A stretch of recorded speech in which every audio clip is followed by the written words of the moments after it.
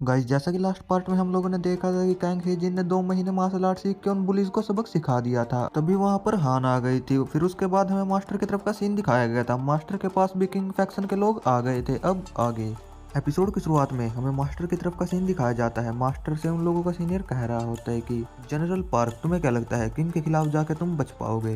उसके बंदे डरते हुए अपने सीनियर से कह रहे होते हैं कि सीनियर, क्या आपने अभी जनरल कहा? मास्टर अपने और का रिलीज करते हुए उन लोगों से कह रहे होते हैं कि ओ अच्छा, तुम्हारे साथ और भी लोग हैं, अब खड़े क्या हो, जल्दी से फाइट करने के लिए आ जाओ। मास्टर की ऐसी बात सुनकर उन लोगों का सीनियर मास्टर की तरफ अपनी स्वॉर्ड लेके बढ़ने लगता है और कहता है हेवनली स्वॉर्ड टेक्निक, और मास्टर के ऊपर एक स्लैश लगाता है। हमें दिखाया जाता है वो स्ट्राइक मास्टर के ऊपर डायरेक्ट हिट होती है। तभी मास्टर उससे कहते हैं ओ डियर, तुम्हें क्या लगा तुम मुझे इन छोटे मोटे हमलों से मार पाओगे? मास्टर की आवाज़ सुनकर उस बंदे की आंखें खुली की खुली रह जाती है। मास्टर को सही सलामत देखकर वो बंदा अपने साथियों से चिल्लाते हुए कहता है जल्दी से हेडक्वार्टर में रिपोर्ट करो। उस बंदे की बात सुनकर उसका एक साथी फोन निकाल लेता है और कहता है कि बाकी बचे हुए लोग एग्जीक्यूटर के पास चले जाओ। तभी मास्टर उस बंदे के हाथ पे हमला करते हैं, जिसके कारण उसका फोन में भी क्रैक आ जाते हैं। मास्टर उछलते हुए उसके पेट में हमला करते हुए उससे कह रहा होता है कि ऐसे तो नहीं चलेगा। मास्टर का हमला काफी ज्यादा जोरदार होता है, जिसके कारण वो बंदा वहीं पर ढेर हो जाता है। उसका सीनियर और वो लड़के काफी ज्यादा शौक हो गए होते हैं और सीनियर मन में कह रहा होता है कि एक छलांग में यहाँ से वहां चला गया ये। फिर हमें दिखाया जाता है मास्टर ने उस बंदे को ढेर कर दिया होता है और चारों तरफ से उन लोगों ने मास्टर को घेर रखा होता है। फिर मास्टर उन बंदों से कह रहा होता है कि अब मैं पहले जैसा नहीं रहा, अब मैं बूढ़ा हो रहा हूँ, अगर मैंने इसे लंबे समय तक जारी रखा तो ये मेरे लिए परेशानी हो सकती है। मास्टर उनसे कहता है कि तो प्लीज इस ओल्ड मैन के ऊपर थोड़ा जेंटल रहना। मास्टर की बात सुनकर वो लोग मास्टर के ऊपर हमला करने के लिए जा रहे होते हैं। तभी मास्टर के हाथ में जो स्टिक होती है, मास्टर उसे घुमाते हुए जमीन पर पटकते हैं, जिस वजह से वहां पर एनर्जी का काफी बड़ा ब्लास्ट होता है। फिर वहां से सीन शिफ्ट होकर हमें हेजिन की तरफ का सीन दिखाया जाता है, जहां हान हेजिन से पूछ रही होती है कि आखिरकार यहाँ पर चल क्या रहा है। हान की बात सुनकर हेजिन के पसीने छूट रहे होते हैं, क्योंकि हेजिन उनको कुछ भी बताना नहीं चाहता था। हान हेजिन की तरफ घूर के देख रही होती है और हेजिन उससे अपनी नजरें चुरा रहा होता है। तभी वहां पर ताइसेंग आ जाता है और कहता है कि हाँ, आज मैंने ट्रबल खड़े करने वाले लोगों को सबक सिखाया। तभी वो वहां पर हेजिन को देख लेता है और गुस्से से हेजिन की तरफ देखने लग जाता है। हेजिन के पसीने छूट रहे होते हैं और हेजिन अपने मन में कह रहा होता है कि मुझे लगता है कि मैंने यहाँ पर कुछ ज्यादा ही कर दिया। हेजिन उन लोगों की तरफ देखते हुए उनसे कहता है कि दोस्तों, हमें मिले हुए तो 2 महीने हो गए, मैंने भी तुम्हें 2 महीने से नहीं देखा था। ताइसिंग हेजिन से कहता है कि तुमने तो कहा था तुम 2 महीने से बीमार हो, और हान हेजिन से कहती है कि इन 2 महीने में तुम काफी ज्यादा बदल गए हो। हेजिन कार्टून सा फेस बनाते हुए उन लोगों से कह रहा होता है कि हाँ, मुझे भी लगता है मैं थोड़ा लंबा हो गया हूँ। हेजिन उन लोगों से कहता है हाल ही में मैंने अपनी जिम को स्विच किया था, वो जिम काफी ज्यादा अच्छी थी जिसमें मैं गया था, और मेरी ट्रेनिंग भी काफी ज्यादा चेंज हो गई थी, जिस वजह से मेरी हाइट थोड़ी सी बढ़ गई। हान हेजिन की तरफ घूरते हुए उससे कहती है कि क्या सच में? हेजिन कार्टून सा फेस बनाते हुए कह रहा होता है मैं सच कह रहा हूँ। तभी हेजिन कहता है हाँ, मुझे याद आया, मुझे टीचर से भी मिलने जाना है, तो हम लोग बाद में बात करेंगे, मैं टीचर से मिलने के लिए जा रहा हूँ।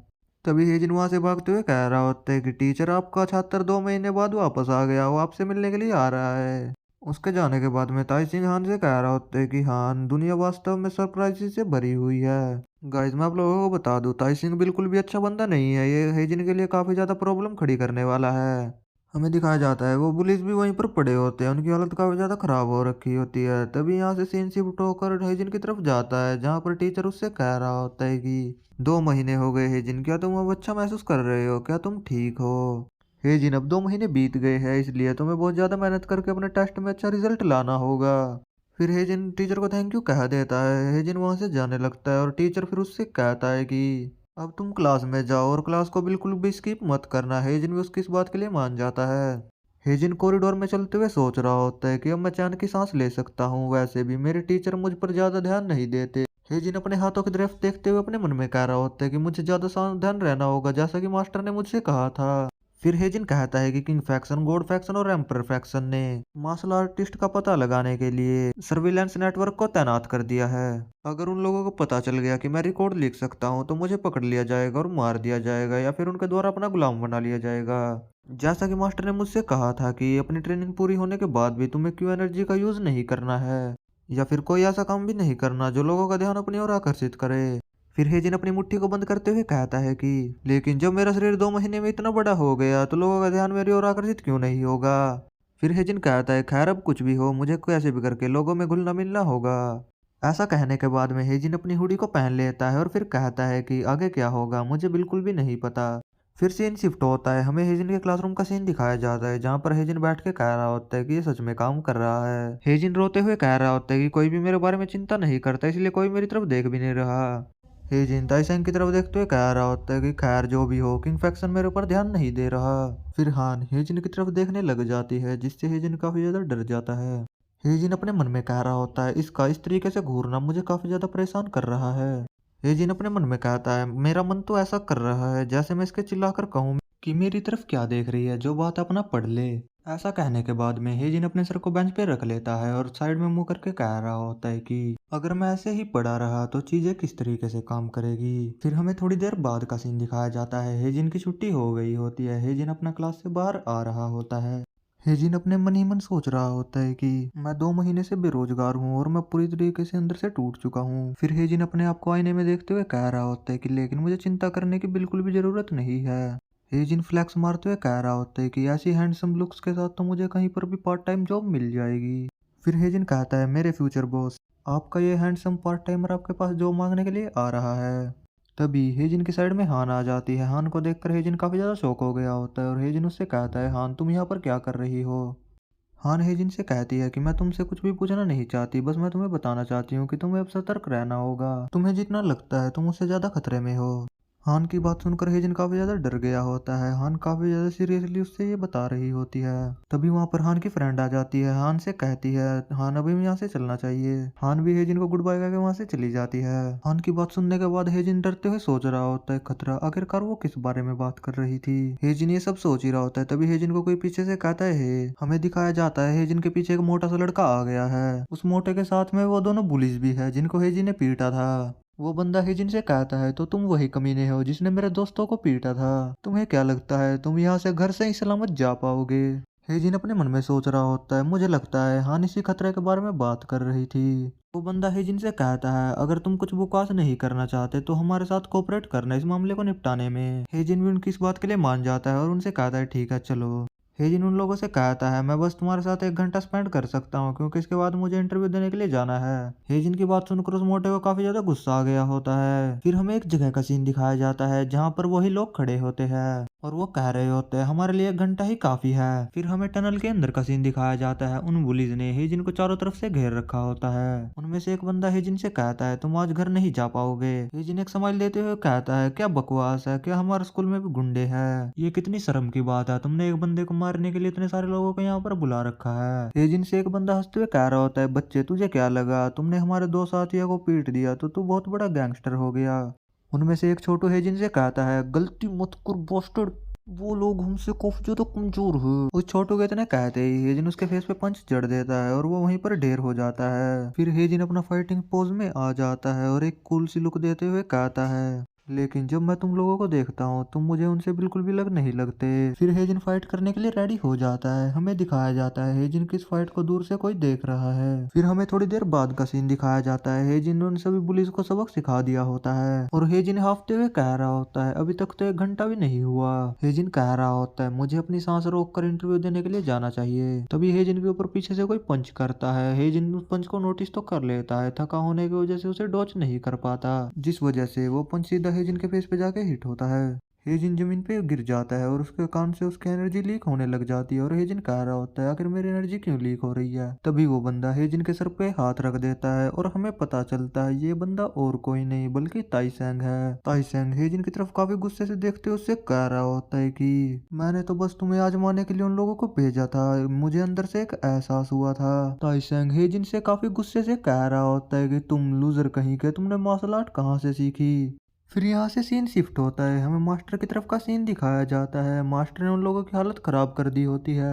मास्टर उन लोगों से कह रहे होते हैं मेरा बुढ़ापा मुझ पे हावी हो रहा है तो हम इसे जल्दी खत्म क्यों नहीं कर रहे। हमें दिखाया जाता है वो लड़की और वो उसका सीनियर अपने घुटनों पर बैठे होते हैं। वो लड़की मास्टर से पूछ रही होती है आखिरकार आपका मकसद क्या है, आप अचानक से यहाँ पर क्यों आ गए। मास्टर उस लड़की से कहते हैं अगर यही सवाल मैं तुम लोगों से पूछूं तो कैसा रहेगा। मास्टर उस लड़की के सीनियर से कहते हैं आखिरकार तुम्हारी स्वॉर्ड क्यों झिझक रही है। मास्टर की बात सुनकर वो सीनियर काफी ज्यादा शॉक हो गया होता है। फिर मास्टर उससे कहते हैं अगर तुम मुझे सच में मारना चाहते तो तुम मुझे घायल कर सकते थे, लेकिन तुमने मुझे क्यों नहीं मारा? यही कारण है कि तुम्हारी स्किल मीनिंगलेस है। लेकिन क्या तुमने ऐसा इसलिए किया क्योंकि मैंने तुमसे ये करने के लिए कहा था? वो सीनियर मास्टर की बात का कोई भी जवाब नहीं देता। फिर मास्टर उससे कहते हैं, अगर तुम मार्शल आर्ट की दुनिया में टिकना चाहते हो तो तुम्हें एक मार्शल आर्टिस्ट की तरह काम करना होगा। अगर तुम झिझकोगे तो तुम कुछ भी नहीं कर पाओगे। मास्टर की बात सुनकर वो कुछ भी जवाब नहीं दे रहा होता, वो काफी ज्यादा परेशान हो रहा होता है। तभी वो लड़की पीछे से कहती है, आखिरकार तुम्हारे पास ये पूछने के लिए क्या क्वालिफिकेशन है? वो लड़की मास्टर से चिल्लाते हुए कह रही होती है, मैं तुम्हें अभी यहीं पर मार डालूंगी। मास्टर उस लड़की की बात सुनकर उससे कहते हैं, मैंने निश्चित रूप से अपनी सीमाओं का उल्लंघन किया है, लेकिन अब से मैं अपने रास्ते पर चलूंगा। अगर किस्मत ने चाहा तो हम एक दूसरे से दोबारा जरूर मिलेंगे। ऐसा कहने के बाद में मास्टर अचानक से वहां से डिसअपियर हो जाते हैं। वो लड़की कह रही होती है, क्या बकवास है, आखिरकार वो अचानक से कहाँ पे गायब हो गया? फिर हमें मास्टर को दिखाया जाता है जो बिल्डिंगों पर उड़ते हुए अपने मन में सोच रहे होते हैं कि अगर अब बड़ी मछली सामने आ गई है तो छोटी मछली पर ज्यादा ध्यान नहीं दिया जाएगा। उसको भी बड़ी मछली छोटी मछली समझ में नहीं आया। मैं आपको सिंपल भाषा में बता देता हूँ, मास्टर अपने बारे में बात कर रहे हैं जिस वजह से हेजिन पर ज्यादा ध्यान नहीं दिया जाएगा। ऐसा कहते हुए मास्टर हेजिन के बारे में सोच रहे होते हैं। फिर मास्टर फुल स्पीड से उड़ते हुए जा रहे होते हैं। फिर सीन शिफ्ट होता है, हमें हेजिन की तरफ का सीन दिखाया जाता है। ताइसेंग ने हेजिन को उसके बालों से पकड़ रखा होता है। ताइसिंग काफी गुस्से से हेजिन से पूछ रहा होता है, तुम लिटिल पंक कहीं के, तुमने मार्शल आर्ट कहाँ से सीखी?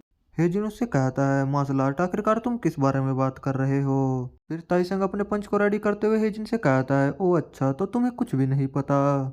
ऐसा कहने के बाद में ताइसिंग हेजिन को पंच मारता है, लेकिन हेजिन उसे डॉज करके पीछे की तरफ चला जाता है। हमें दिखाया जाता है हेजिन के सर में काफी ज्यादा दर्द हो रहा होता है और हेजिन ने अपने सर पे हाथ रखा होता है। ताइसिंग ने हेजिन के बालों को उखाड़ रखा होता है और वो कहता है कि इस बार तो तुम बच गए, लेकिन अगले अटैक से तुम कैसे बचोगे? ताइसिंग अपने दोनों हाथों को पीछे रखते हुए हेजिन से कह रहा होता है कि अगर तुम मरना नहीं चाहते तो मुझे पता है तुम्हें क्यू एनर्जी के बारे में पता है, इसलिए इसके बारे में न जानने का नाटक बंद करो। ऐसा कहते हुए वो अपने ओरा को रिलीज कर रहा होता है और हेजिन उससे कहता है, नहीं, तुम ताइसंग नहीं हो सकते। ताइसंग हेजिन से कहता है, मुझे लगता है तुमने हाल फिलहाल में कुछ सुना होगा, मेरे पिता एक बिजनेस करते हैं। वो कहता है, द किंग कंपनी, और मैं उसका सक्सेसर हूँ। फिर वो हंसते हुए कह रहा होता है, इंडस्ट्री में लोग मुझे प्रिंस कहते हैं, ये कितना शर्मनाक है। ताइसिंग कह रहा होता है, ये कितने आश्चर्य की बात है, अभी कुछ महीने भी नहीं हुए, तुमने कहीं से कुछ चीजें सीख ली। ताइसेंग हेजिन से कहता है कि तुम मुझे अगर चुपचाप से इस बारे में बता दोगे तो मैं तुम्हें जिंदा छोड़ने के बारे में सोचूंगा। हेजिन कहता है, अगर मैं नहीं बताऊं तो तुम क्या कर लोगे? फिर ताइसेंग हेजिन से कहता है, तो ठीक है, अब जो तुम्हारे साथ होने वाला है उसके बारे में मुझे दोष मत देना। ऐसा कहने के बाद में वो हेजिन की तरफ अटैक करने के लिए बढ़ जाता है। हेजिन उसके अटैक को ब्लॉक करने की कोशिश करता है, लेकिन वो उसके पेट में मार देता है। वो हेजिन के ऊपर काफी ज्यादा पंच कर रहा होता है, जिन्हें हेजिन गार्ड भी नहीं कर पा रहा होता। ताइसिंग हेजिन से कह रहा होता है, क्या तुम बस अपनी क्यू एनर्जी के फ्लो को इधर उधर बहाने के अलावा कुछ और नहीं कर सकते? ताइसंग हेजिन के ऊपर भारी पड़ रहा होता है। ताइसंग हेजिन से कह रहा होता है, तुम्हें क्या लगा उनको हराने के बाद स्कूल पर अब तुम्हारा कब्जा होगा? अब तुम यहाँ पर जिंदा नहीं बचने वाले, मैं उस आदमी को भी मार डालूंगा जिसने तुम्हें मार्शल आर्ट सिखाया है। क्या तुम अपनी जगह नहीं जानते? तुम एक कचरा हो। तुम जैसे कचरे के साथ तो ये सब होना ही चाहिए। ऐसा कहते वो हेजिन के पेट में किक कर देता है। उस किक के लगते ही हेजिन काफी ज्यादा दूर जाके गिरता है और उसकी एनर्जी का फ्लो भी इधर उधर बहने लगता है। ताइसंग हेजिन से कहता है, हेजिन, तुमने मार्शल आर्ट सीखने की जरूरत की। अगर तुम अपना सर नीचे रखते तो तुम्हारे लिए ये सब अच्छा होता। उन्होंने तुम्हें थोड़ा बहुत धमकाया था, मैं हान के सामने तुम्हें बचा लेता। गाइस, ताइसेंग जो है वो हान को काफी ज्यादा पसंद करता है, इसलिए अपने दोस्तों से उसने ये सब करने के लिए कहा था। ताइसेंग हेजिन से कह रहा होता है, लड़कियों के सामने अच्छा बनने के लिए ये सब करना पड़ता है।